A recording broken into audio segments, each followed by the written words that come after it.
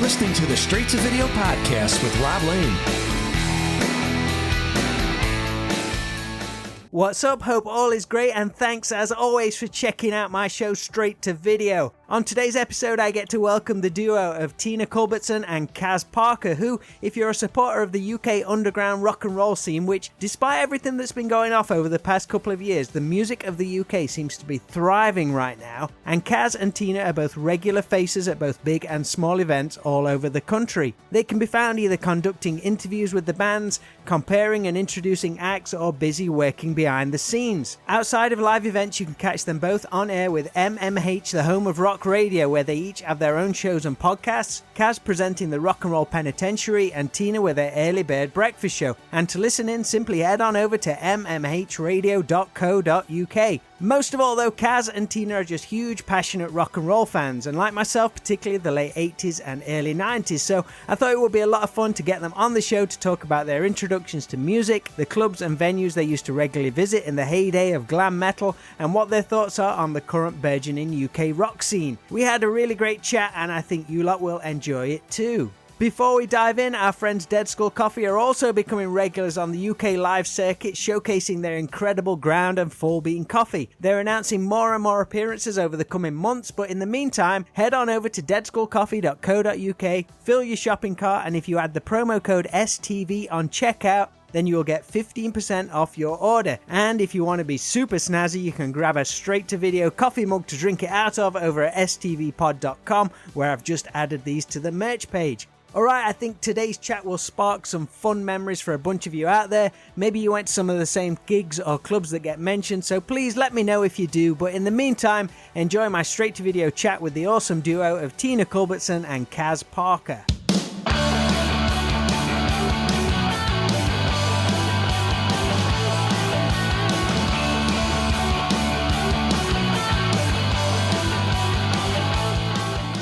Oh, you got lager on the go. I have. I haven't got any fucking lager. I've got water. I looked in the thing and all I've got is Baileys. Do you know why I've still got lager? Someone bought me a case of it for Christmas and it was in the boot and I forgot it was there. I bet it was nice and chilled as well. Last week and I was like, shit, I've got a whole case of San Miguel there. It's really heavy as well. That's probably cost me a load in petrol these last couple of months driving around with that in the boot.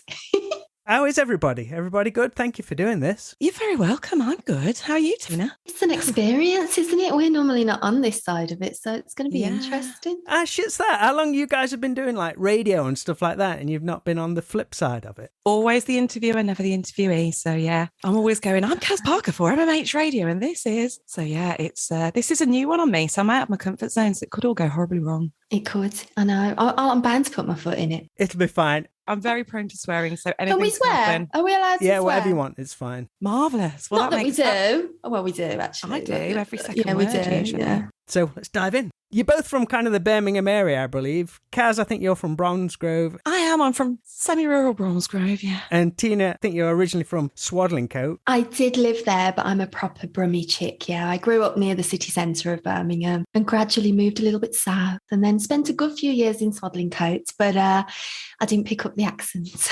No, I've always been in Bromsgrove, so yeah, I've not strayed very far. I like it here. How long have you two known each other? I would say 25 years. And we met in a rock club, of course. I was going to say that. It had to be at a gig or a rock club? Excel's rock club, Excel's nightclub even. I always say, you know, in Wayne's World, you know how there were always hot chicks everywhere and hot guys everywhere. And it was just epic. It felt like that. Like everybody was cool. Everybody was in little dresses and all the guys looked fabulous and stuff. It was some good days. It was the halcyon days, shall we call it? It was. I'm not even sure I was old enough to be in there at the start, but we won't talk about that. Oh yeah, definitely wasn't at the start, but What was the best night at Excel's? Did they do like a Friday and a Saturday? Saturday. It was a Saturday. It was always a Saturday. I think they tried Fridays once. It didn't really take off because like even back then we couldn't do 2 nights back to back. But no, Saturdays was the one, Excel's. Didn't we used to go to the Exposure Rock Cafe first? That was where you met all your friends back in the day. There was no mobile phones, you know, you just all used to pile to the rock club of a Saturday, and that's where you'd meet people and catch up and see your friends. And there was none of this texting in the week business, was there? I know, it's like that scene in Hot Tub Time Machine where he meets that girl on the dance floor. How do I get to see you again? Come find me. That was all it was. This is where I'll be. Yeah, exactly. No, it was no social media as well. So, nobody outing you for any misdemeanors. Although I used to have a camera on me So there are some printed photos. Oh my goodness. The hair. That's all I can say. The hair. What was the song that got everybody on the dance floor in Excels? I'm trying to think what it would be in Rock City. That's a great question. It would vary, wouldn't it? I mean, Bon Jovi, that's always a good one to get people on dance floor. I mean, I remember Taiketo Forever Young being a firm favourite. That's the end of night one in a rock club. You're right, because you would be at the bar milling around chatting, and then suddenly there's a song, isn't there, that you go, right, drink down on the dance floor. And I used to wear a cowboy hat, so that used to have to come off so I could headbang a little bit. That was my thing, wasn't it, Tina, the girl with the hat? It was. She was known as the girl with the hat before I even met her. She Didn't was have the a girl name. with the hat. How did you both get introduced? Had you just seen each other week after week after week? Yeah, basically, I was seeing a boy.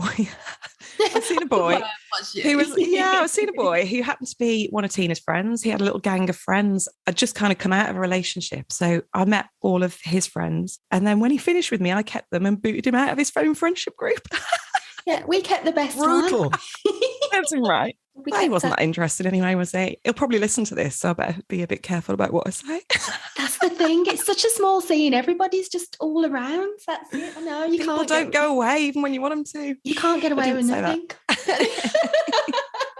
You two have both been into hard rock since like really, really young. And I wanted to just touch on how you both discovered your love for it. Tina, I believe it hit you when you were 9 years old. 9 years old. And same as me, it was Def Leppard. Was it really? Yeah. See, I was in the living room and there was a chart show on the television at the time. It wasn't Top of the Pops, it was the Roxy. And I think that might have come from Sheffield or somewhere up there anyway. And I just heard this sound and I just remember it clear as day, which is unusual for me. But I remember it. I just walked up to the television and just stood right in front of it. And it was Def Leppard. They were doing Animal on the Roxy chart show. And I just couldn't believe it. It was like full on assault to my eyes and ears. I hadn't heard nothing like it before. The twin guitar attack.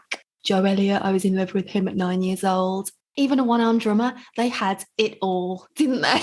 I was just addicted ever since then. It's like I'd found my thing very early. What was it that was different? Had you been listening to anything prior to that? Just like pop music? Kind of Elvis for beginners. I was a big Shakin' Stevens fan. Oh, I loved him. My first ever cassette was Shakin' Stevens Shaky. So I had my little vinyl 7 inches of Shakin' Stevens, and my mum used to work at a club called the Powerhouse in Birmingham, and the Cult were there. God knows how old I was. 4, 5, 6, I don't know. But I had this vague memory of her taking me to work one day and accidentally stumbling into the Cult sound check. So that kind of vision kind of stuck with me. But then I didn't listen to them. It was Shakin' Stevens. And then next thing I knew, I heard Def Leppard on the telly and I was like, yes, this is my calling. So what did your mum do at the Powerhouse? She only worked in the office at the back. So, yeah, me being the annoying little brat, I had to go to work with her in the school holidays. And I used to wander around the nightclub during the day, skidding on the dance floor and pretending I was in the nightclub when it was empty. And yeah, I accidentally stumbled into the Cult one day. I don't know if it was the same for you, but like I'd loved pop music when I was a kid. But then when I heard Def Leppard and Bon Jovi, to me, it was the pop stuff, but it was also so heavy to me at the time. I was like, this is so weird. It's to my young head, it's like, this is crazy heavy, but it's super melodic at the same time. So I was hooked. When I heard the twin guitar sound, I was like, even at 9, I was like, what is this? Everything off Hysteria was otherworldly anyway. There's still nothing like it to this day. How about you, Caz? I think you were like just becoming a teenager when you got the bug, right? How do you know all this stuff? Where is it? Everything's is it somewhere out on there. the internet? Christ, what else is there? It's been going through our bins. I'm a little bit nervous now, but yeah, I was probably at high school. And you know what? I was looking for a thing. I knew I've always been passionate about music. I've always owned more music than any of my friends. So when I was a kid, I was massively into Duran Duran and buy loads of music, save up all my pennies. And pretty much all my money's always ever gone on music stuff, apart from clothes as well. But music stuff. And the rock thing came about. I just randomly stumbled across Kiss Crazy Nights when it charted, bought the single because I was always buying singles as well. And I liked it. Well, I loved it, but that wasn't the turning point. It was just after that. And if I'm being honest, it started with going out, underage drinking, going to a little disco, giving some old looking person a bit of money, getting some booze. And basically I started hanging around with, I suppose, I'm not going to call them a dodgy crowd, but there was a little rock crowd in Bromsgrove. A little bit dangerous. Yeah, me and my friends started hanging around with them and they were older boys and stuff. You know what girls are like in their teenage years. And basically when we started going in the pubs, it was mainly live music and rock music. And I realised that was my thing. So Kiss Crazy Crazy Nights was the first single I bought, Def Leppard Hysteria, first album I bought, and I remember the whole Bon Jovi Europe grand debate, what should be number one and all of that. And yeah, so I think it was Iron Maiden, Def Leppard, Bon Jovi. Those were the bands that really got me into it. But it felt like home. It felt really comfortable. And it was partly to do with the fact that I wasn't just experiencing it by listening to it. I was out there seeing live music, hearing it being played at a venue, and it became part of my lifestyle. And then it was the clothing, because I wanted to look a bit older because I was going into pubs. So then I started wearing like black and stuff like that. And so it all sort of became one thing that I loved and never gave it up. And the strange thing is, I'm still connected to some of my friends from back then, and almost without exception, all of them moved away from the rock scene. And I didn't. I stuck with it and got more and more and more involved, bought more music, went to more gigs, and here we are DJing now. When you were seeing those bands, was they just like local bands? Yeah, they were just like local bands. There was a club, it was called Bobby's, and it was dodgy as fuck. Like, I got fake ID and they just went, yeah, fine, whatever. I remember ordering pints of snake bites, didn't know what else to drink, never been in a pub before. And someone said, get a snake bite. Oh, all right then. So I'm 14 years old and I'm drinking pints of snake bite. I shouldn't really be confessing all this, should I? But I'm just hoping none of my family listen. I'm not going to tell them. Well, Bobbies are in trouble, that's for sure. I know. Well, they were in trouble and they did get closed down. Hopefully they're not there anymore. Yeah, they totally got closed down when it all came to light. Yeah, so there was a lot of local bands that would play. Obviously, they'd come from all around. Any you remember that never went anywhere? God, no. Do you know, actually, there was another pub that I started going to, the Coach and Horses. So we moved from Bobby's to the Coach and Horses. I remember there was a band called Adrenaline Kick that played there. When you both started getting into music, was all your friends into it, or was you kind of out on your own? Nobody. I was still at primary school. I was the only one. I'd go into school with Def Leppard patches on my jacket, and I was the black sheep. Nobody even understood me. So I was weird. And then secondary school, there's 2 or 3 rockers, and we kind of group together, and then you form your own little gang, don't you? But it was far from the cool gang. Completely the opposite. We were outcasts. See, I thought we were the cool gang, and we were pretty cool, I think. I don't think anybody ever disrespected us.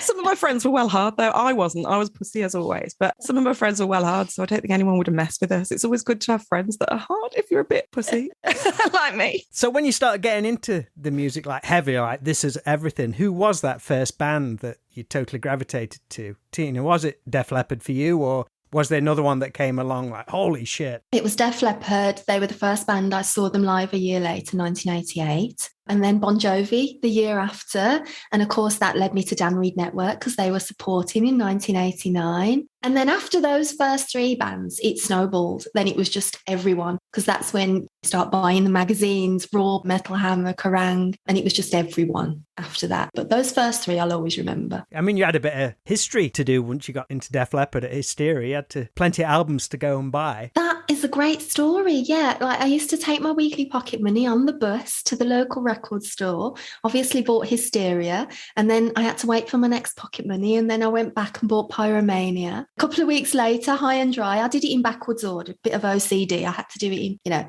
and then On Through the Night. I bought them on vinyl for some reason. I don't know why I didn't get the cassettes. It was the vinyl I wanted. How about you, Caz? Who was your first major band? So, do you know what? It was Def Leppard, Iron Maiden, AC/DC, Guns N' Roses, Alice Cooper, and then Thunder and Choir Boys. So I started with some of the older classics. I mean, I remember Guns N' Roses and Skid Row. I remember being at high school and being massively into them. So I guess all of the big bands, and then Thunder came into my life. And that was the first band I saw live. Where was that at? And that was at Aston Villa Leisure Centre. So I had a boyfriend for 2 years, from when I was 14 to 16, and he finished with me and broke my heart, never saw it come in. But he said to me, I'll still take you to see Thunder, because we'd got tickets. It was going to be my first proper gig anywhere. So I'll still take you to see Thunder. And then he changed his mind and he started being a dick. And he said, I want you to sell the ticket to my friend. And I was like, do you know what? Actually, I don't want to do that. So I had a chat with a boy that I used to go to school with, because I was 16 by then, so I just left school. And I said, are you going to see Thunder? And he was. He worked at Pizza Hut in Bromsgrove. His friend, her friend was doing the catering for Thunder. So we all go up there on the bus. They're all guest listed. They've got access to all areas passes. And I haven't. And I was like, okay, I'll see you in there, thinking, I've never been in a gig before. I don't know what's going to happen.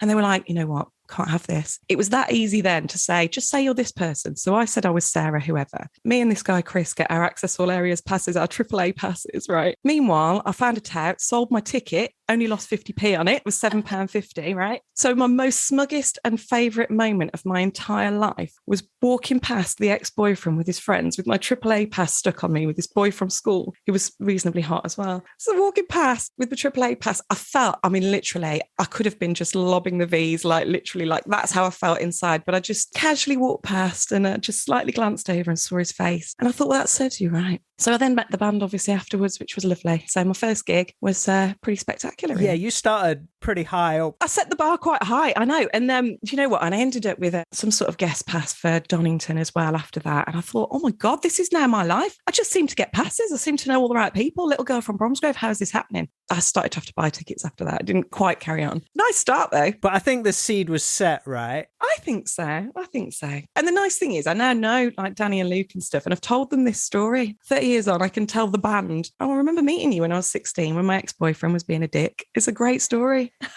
That must have been a great gig though. When was that then? Was that just like Backstreet Symphony time? 1990, yeah. Yeah, they must have been like on fire. Yeah, it was incredible. And it was early days for them as well then. So how does that compare to your first gig? You say it was Def Leppard? It was Def Leppard, yeah. Nothing as exciting. It was at the NEC. My mum took me. And I still remember the feeling of excitement when the curtain dropped, because they used to start playing behind the curtain, didn't they, on the Hysteria tour.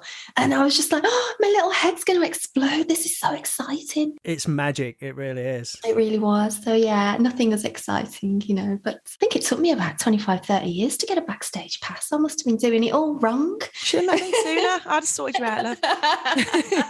It's just the gift of the gab, that's all. I just seem to talk my way into situations. Who was opening at both those gigs? The Electric Boys. Gets better. I know. They were fucking awesome. It was Loverboy was opening for Def Leppard. There's some pretty solid lineups, they are. You don't get them now. Well, you do. You do. You still get good lineups. You've become regulars at festivals all over the UK. What was the first festival you attended? Was yours Donington, Caz? Because I've seen some legendary photos of yours from your visit to Donington 91. Is that the hair? Hang on. Did you find the one with the big hair with me and Ricky Warwick? Yeah. Oh, good grief. Is the other one with Bob Catley? Yeah, there is one with Bob Catley as well. And I met Brian Robinson from Thin Lizzy and Blaze Bailey. Yeah, I don't know who everyone was either. I was saying to my friend Pete, I was like, just tell me who they are and I'll go and stalk them. And I was just most of the time I was getting them to sign my programme and like little photo. So yeah, I was a fangirl back then. First one I went to as well, that was. I was terrified when before Metallica came on and they were throwing all the bottles. Well, you'd have been backstage hanging out. That's true. Yeah. Did they ever used to throw the piss bottles backstage? I don't think they did they? You were safe. No. What was your first festival, Tina? Probably would have been Monsters of Rock or the Milton Keynes Bowl. They had a few good ones, didn't they? Metallica, Megadeth. It was either that or Monsters of Rock. I can't remember which one. What year did Kiss play Monsters of Rock? I should know this. I've around done about that shows time. around it, haven't I? I've got all the posters saved. They did 88. No, it was. Did they do? They was. I should have researched this, shouldn't I? I know. I think Kiss was like about 96. That would be about the right timing. Kiss and Ozzy. That was it, wasn't it? Yeah, that was 96. I remember that one. I don't know. I was like too many beers. I'm gonna look even at that age. Even at that age, in my double denim. Yeah, 96. There you go. Proof. Oh my goodness, yeah, she's showing it. Who else was on that? I forgot. Kiss, Ozzy, Sepultura, Dog Eat Dog, Biohazard, Paradise Lost, Fear Factory. That was a really heavy bill for Monsters of Rock. Yeah, it was, wasn't it? Wow. Wasn't that just before it ended and became Ozfest? I think that was the last one, actually. And then came back as Download. It was, yeah. Who's been that one band over the years that you never miss? You always see when they're on tour? Ty Ketto. I've seen them more than anybody. I was there when they first came over to the UK supporting White Lion. Nobody knew who they were. And I was front row and they just came out onto the stage and blew the place apart. And I've never missed a tour since then. Ty Ketto is a band I've seen the most as well. And never miss Extreme either. I mean, they're incredible live. Good one. And then I suppose in more recent times, Skindred, incredible. In fact, I've got a list of favourite bands to see live, believe it or not. I've got lists for everything. Extreme's that band. That'd be my answer to the question. See them every time. My first gig at Rock City was Extreme. Ever since then, saw them on every tour. They were one of the first bands I met. We used to hang around after and got autographs. Then they went away for a while. Then they came back and me and a couple of my friends who always used to go to those gigs, it was like, oh, well, Extreme are coming. We've got to go see him just for old time's sake. I think they got into like the second song. I was like, holy shit, this is amazing. Straight down the front. Like still at the top of the game. Absolutely. Oh, God, yeah. Still at the top of the game. Who else have seen as many times? No one as many times as Ty Ketto, but Extreme are close. Skin were always playing. Oh, Skin. So many times back in the day. Y&T, I've seen them loads of times as well, and they never fail to deliver. They're incredible. I've never seen them. I've never seen them. You need to. She's like, fix that shit. Get on it. Literally. Incredible. Yeah. So who's that band that's always eluded you? You never got the chance to see. Poison. Well, I'm dying to see Poison back then. I've probably left it a bit late. I've seen Poison back then, so it's not them. I don't know if there is a band that's evaded my skills. You didn't see Poison when they came over with Richie Kotzen? Don't. That is the very sore subject. I had no connections back then and it was sold out. So it was just like, so I won't go then. My favourite guitarist is Richie Kotzen.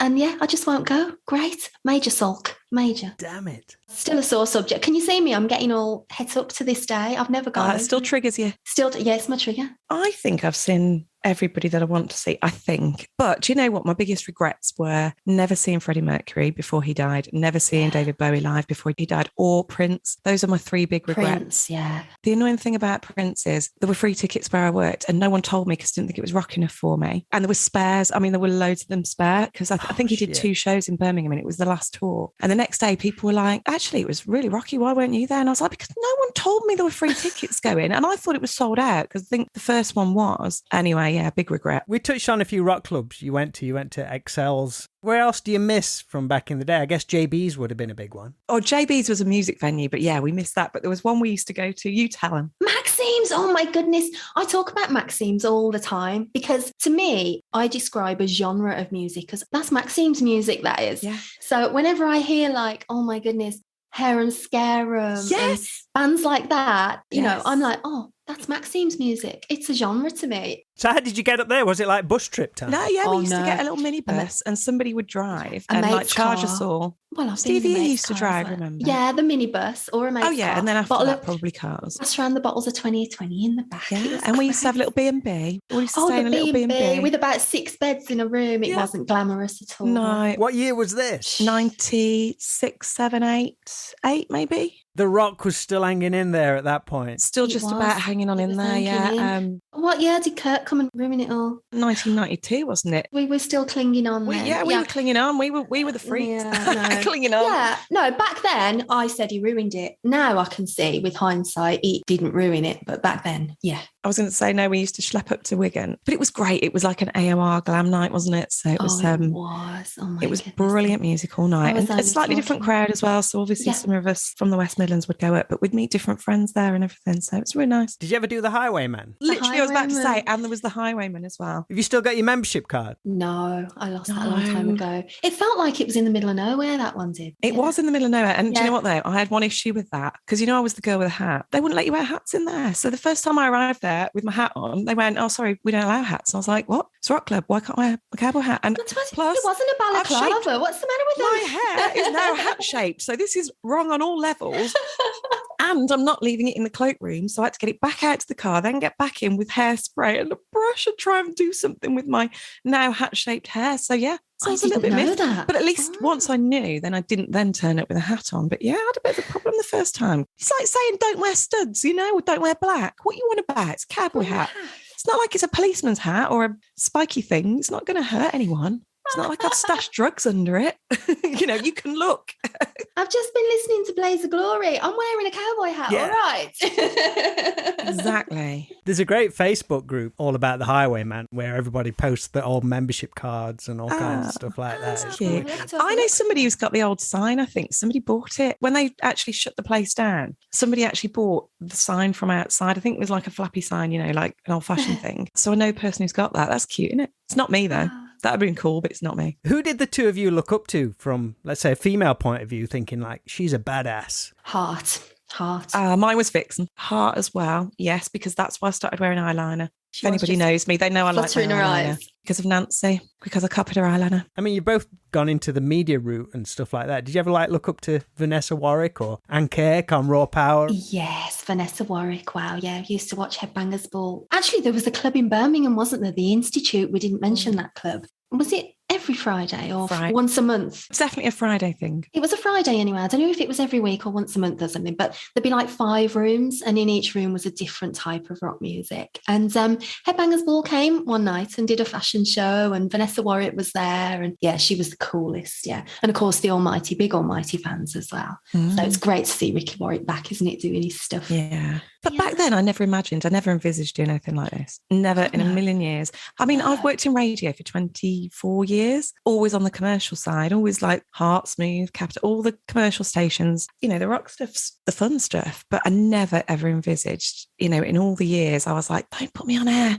And now I love it. It's fun. So you're always like behind the scenes? Always doing the commercial side. So everything that makes the station run. So selling the advertising, selling the sponsorships, the competitions, all of that stuff for all the major commercial groups in Birmingham. I've worked at all of them. Worked at Kerrang for a while. That was great because I met some good friends for life. Johnny Doom, you know, there were loads of people. Loz Guessers, Emma Scott Mills, all of that. They were all there when I was there. Then I went to work at BRB in Birmingham. And at the time they owned Planet Rock. So I got to know the Planet Rock guys and stuff. So there's always been that thing. And then I went to work at Smooth and they owned Rock Radio in Manchester. So there's always been a rock connection. And I've always been the odd one out. But all these major commercial stations playing pop music, there's me, the little weird rock chick. But it became the thing I was known for. So my clients all knew. It's never stopped me doing my normal job. It opens up more conversations because it's amazing how many people into rock music. What was that turning point then for you? It was the same time for both of us because we were both doing press work at MMH. Tina had been there for ages and I'd done some stuff with HRH, which had sort of fizzled out because I couldn't kind of manage the two. So I said, well, I'll help you out. Tina was looking for more people in the press department. And then MMH will sometimes say, oh, you know,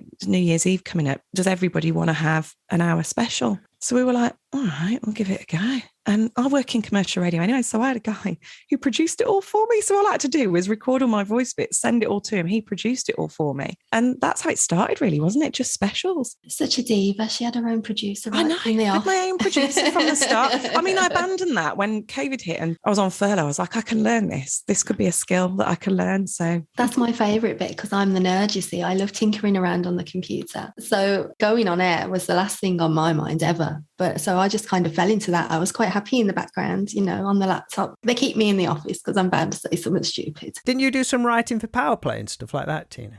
I did. That's where I started back in the day. Powerplay magazine, great magazine. I did reviews. We did it the old-fashioned way. I'd get my little pack of CDs through the post in an envelope. I didn't know what was coming. You just had it. I'd have like 5 CDs. This is what I've got to listen to for the month. And love it or hate it, I had to write about it. So, yeah, it was a bit delicate when I got sent something a bit shit.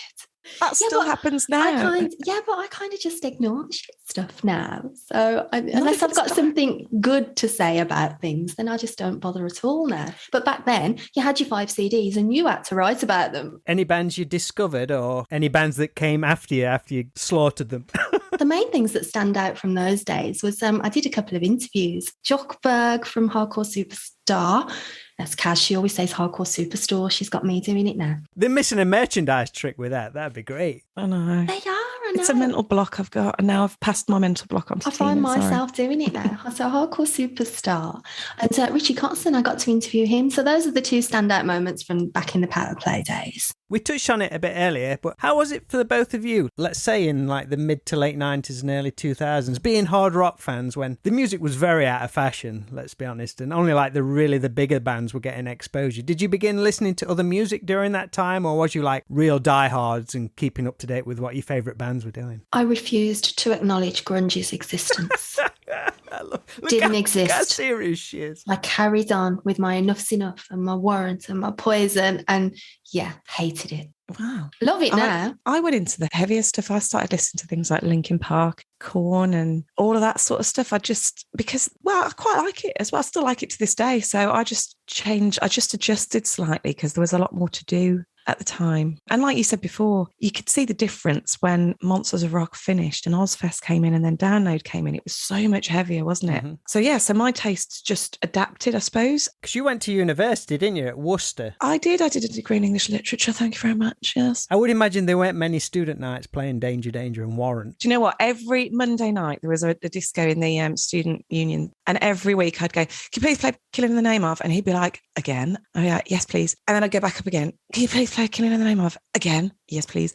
So like that was the sort of stuff I was listening to then. I always loved the heavy stuff anyway, because one of my first friends into rock music was a thrasher. So I was already into your Megadeth, your Metallica, Annihilator, Sepultura.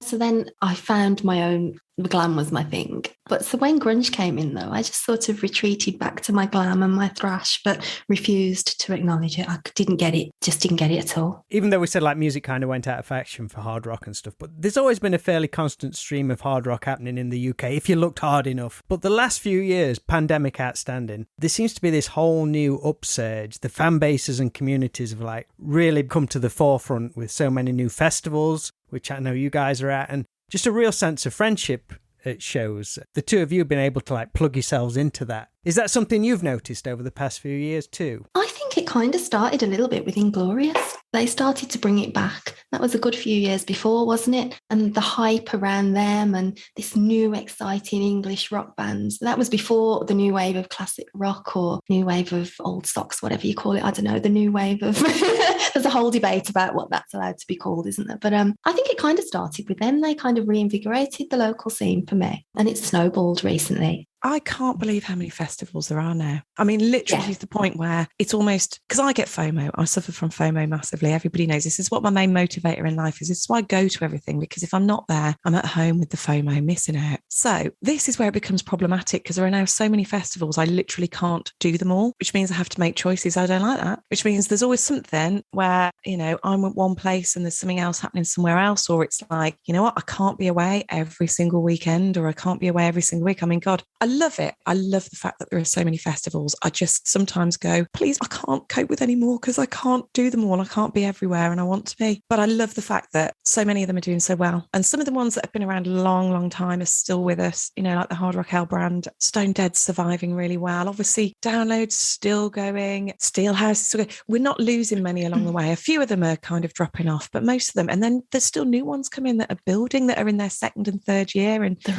is. Even I mean, COVID, check my t-shirt, Call It the Wild. That's got so many bands on the bill. That's insane. It's insane. Massive bill. But do you think it's also because people are liking this community? I think social media's got a lot to do with it. They're interacting with so many different people, and this is the chance for everybody to come together. There's nothing better, in my opinion. When Freedom Day finally happened, we'd booked to go to Steelhouse Festival. I was genuinely quite apprehensive about it because this was my first time doing LFTs and actually going to something where there were going to be a lot of people. And I was like, oh my God, I might be out of practice. I might have forgotten how to socialise. And within about a millisecond of being in there, I realised I hadn't forgotten how to socialise. And just part of the fun is the friends that you make, the people that you see at festivals every time. It becomes like a family. I mean, the Monsters of Rock Cruise is the same. It's just, I feel like there's probably hundreds and hundreds and hundreds of hugs and kisses that I've given over those last 5 days, because these are the people I see every year, my American friends and stuff. But all of the festivals are like that. It's like a family. And sometimes, you know, you hear people moan about this band cancelling or that band cancelling or this lineup. It's not even about that. Actually, sometimes I find myself missing a band because I was too busy chatting, which won't surprise you. But, you know. Any particular ones you're looking forward to in the next few months? Is Call of the Wild our first one that's coming up in May? No, we've got Hard Rock Hell Ibiza, got Call of the Wild. In May. Yeah, then we've got a heavy month. Download, Steelhouse, Bloodstock, Stone Dead. We've got some of the smaller possibly Rocking the Bowl. It's making me worn out just hearing it. I know, it's too much. This is what I'm saying. It's too much. But I'll still be there like a little trooper. Both of you are like very active online and in the rock media world. Caz, you have your Rock and Roll Penitentiary show and interview bands for MMH Rock Radio. And Tina, you have your Early Bird Breakfast show. And both of you compare at festivals. What's next for you both? Is it just festival season, more of the same, or anything new in the future? Comparing festivals is a new thing for us. That's a new thing, yeah. We've only done one. I know. We looked across at each other from the stage, didn't we? We were like, how the fuck did we get here? So, yeah. Great. Who threw your hat in the ring for that, or threw your cowboy hat? I blame Tina for everything. She gets me involved in all sorts of stuff that I would say no to. No, that's the organiser, naughty Mr. Raz White of Upstaged. He sort of put all his faith in us and was like, right, you're the compares. And we were like, what? Yeah. We were like, right, it's time to pull up our big girl pants and see if we can do this. Preparation is key. So, yeah. I always say. Did you enjoy it? You know what? Yeah, it was good. About halfway through, I started to relax and thought, you know what? You get the adrenaline, don't you? Like the bands, and you're like, come on, let's do this. Let's get on stage. So I'll enjoy the next one a lot more. It's more fear of the unknown with the first one. So God, yeah, we're raring to go at Call of the Wild, aren't we? We're not comparing the whole thing though. Look at it. It's the size of it. It's insane. But I also want to do lots of interviews because I love interviews. I love doing interviews. This is, obviously a bit of a flip around being an interviewee. Who would you like to interview? Who's on your list? Oh, God. If you could choose anybody. Insanely good question. But do you know what? Somebody like Def Leppard, although I'd be massively starstruck. Yeah. I'd be massively starstruck. I've met them and I was massively starstruck. You don't go into like autopilot? Well, probably, but I'd be pooing my pants at the same time. They wouldn't know. I'd be very professional about it, but I'd be thinking, holy shit. I've met them. Joe Elliott's probably the main person that springs to mind that has literally made me starstruck. When you just think, oh my God, I'm literally in the presence of a rock god here. And I looked up at him, he's so tall, and I just was like, hi, I've got a Def Leppard jacket. It's pretty, I can't even think of what I said, but it was pathetic. And I always know when I'm starstruck, when I go pathetic and I say something stupid, and then forever after, I'm like, why did I say that when I had that opportunity? Again, another moment I never got over. I used to drink in Sheffield quite a lot, and there was a pub called the Boardwalk, and I was in there one night. I think one of the Arctic Monkeys used to work behind the bar before they got big as that. So I walked in one night, and the barman was like, oh, you should have been in here last night. Joe Elliott was in here for a drink. I was like, bastard. See, that's the kind of thing I've never met Joe Elliott. I'd rather they didn't say it, and you just think, don't give me that FOMO. That's not fair. One night, God damn you. I was like, do you know that's my hero? I wouldn't be here today if it wasn't for it. Never mind, still not over that either. Yeah, just like Richie Kotzen and the Poison Ticket and grunge. Those three things I'll never get over. Caz, Tina, I'm going to let you go, but I've loved chatting with you. We could go on forever, couldn't we? Thank you so much. I enjoyed that. It's just like having a natter, isn't it? That's what we talk about normally anyway. Thanks for getting in touch. By the way, I was shitting myself beforehand. I was trying to put my eyeliner on and I was like, oh my God. But as soon as you said it wasn't video, it's like, that's the pressure off. Because now I don't have to think about whether I look like a dickhead or not.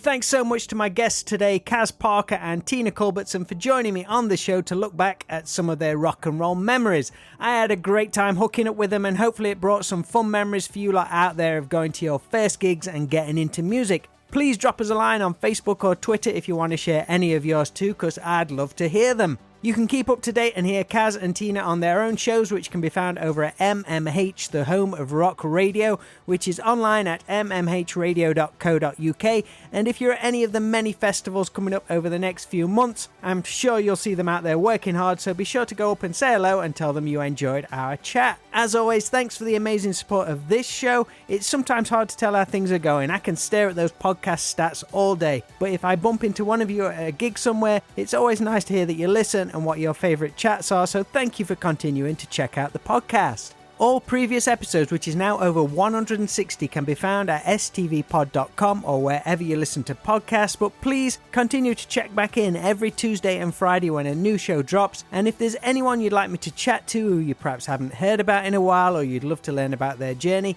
let me know and I'll try my best to make that happen. For now though, that is all for today's episode of the Straight to Video podcast. Thanks for listening, and let's do it all again soon.